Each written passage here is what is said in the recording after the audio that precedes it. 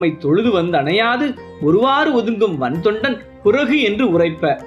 அடியவர்களை வணங்காம ஒதுங்கி போற இந்த வந்தண்டர் எந்த அடியவர் கூட்டத்துக்கு புறம்பானவன், அவனுக்கு புறம்பா இருக்கிற அவனுக்கு அருள் செய்ய ஓடி வராரே அந்த பிறைசுடைய பெருமான், அந்த சிவனும் இந்த கூட்டத்துக்கு புறம்பானவர் தான் அப்படின்னு ஆக்ரோஷமா சொல்றார். கொஞ்சம் கற்பனை பண்ணி பாருங்களேன், சாட்சாத் அந்த பரமேஸ்வரனையே நீயும் புறம்பானவன் தான் அப்படின்னு சொல்றதுக்கு எவ்வளவு துணிச்சல் வேணும். அதுதான் விரண்மீண்டரோட அடியார் பக்தி.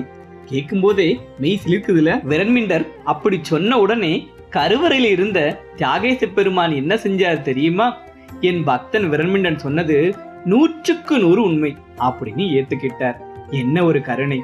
சுந்தரருக்கு அடியவர்களோட பெருமையை உணர்த்த சிவன் சுந்தரம் முன்னாடி தோன்றி, சுந்தரா, நீ உடனே போய் அந்த அடியவர்கள் கூட்டத்தை வணங்கு, அவங்களோட பெருமையை பாடு அப்படின்னு சொல்லி தில்லைவாழ் அந்தரதம் அடியார்க்கும் அடியேன் அப்படின்னு முதல் அடியையும் எடுத்து கொடுக்கிறார். சிவன் அடி எடுத்து கொடுக்க சுந்தரமூர்த்தி நாயனார் தேவாசிரியன் மண்டபத்துக்கு ஓடி வந்து அங்கிருந்த விரண்மீண்டர் உள்ளிட்ட அத்தனை அடியவர்களையும் விழுந்து வணங்கி கண்ணீர் மல்க பாடினதுதான் திருத்தொண்டர் தொகை. ஓலம் இடவும் உணவு அறியா அடியாருடனாம் உளது என்றால் ஆலம் அமுது செய்த பிரான் அடியார் பெருமை அறிந்தாரார். ஆலம் உண்ட நீலகண்டனே அடியர்கள் கூட்டத்தோடு தான் நான் இருக்கேன்னு உணர்த்தின தருணம் அது. இப்படி அடியார் பக்திய முதன்மையா வச்சு உலகத்துக்கே ஒரு உன்னதமான வழியை காட்டின விரண்மீண்ட நாயனார் சிவபெருமானோட அருளால சிவலோகத்துல சிவகணங்களுக்கு தலைவரான கணநாதர் பதவியை பெற்று என்றென்றும் நிலைச்சு வாழ்றார்.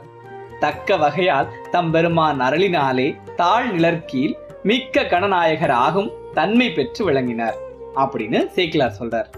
நண்பர்களே, இந்த பிரதோஷ நன்னாள்ல விரண்மீண்ட நாயனாரோட இந்த சரித்திரத்தை நாம ஏன் இவ்வளவு ஆழமா சிந்திச்சு பார்க்கணும்?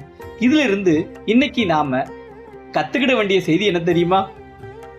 நம்ம பல நேரங்கள்ல இறைவனை தேடி கோயில்களுக்கு போறோம், பெரிய பெரிய வழிபாடுகள் பண்றோம், அபிஷேகங்கள் பண்றோம். ஆனா கருவறையில இருக்கிற தெய்வத்தை கும்பிட போற அவசரத்துல நம்ம பக்கத்துல இருக்கிற சக மனிதர்களையோ அல்லது அடியவர்களையோ மதிக்க தவறிடுறோம். சுந்தரமூர்த்தி நாயனார் ஒன்னும் வேணும்னே அடியவர்களை மதிக்காம போகல. தியாகேச பெருமான் மேல இருந்த அந்த பக்தி பரவசத்துல அவரோட கவனம் முழுவதும் கருவறை மேல மட்டும்தான் இருந்துச்சு. ஆனா இறைவன் என்ன நினைக்கிறாருன்னு பாருங்க. நீ என்ன மட்டும் நேசிச்சா போதாது சுந்தரா, என் மேல அன்பு வச்சிருக்கிற என் அடியார்களையும் நீ நேசிக்கணும். அவங்கள மதிக்காத பக்தி அறகுறையான பக்தி தான் அப்படின்னு சுந்தரருக்கு புரிய வைக்கிறார்.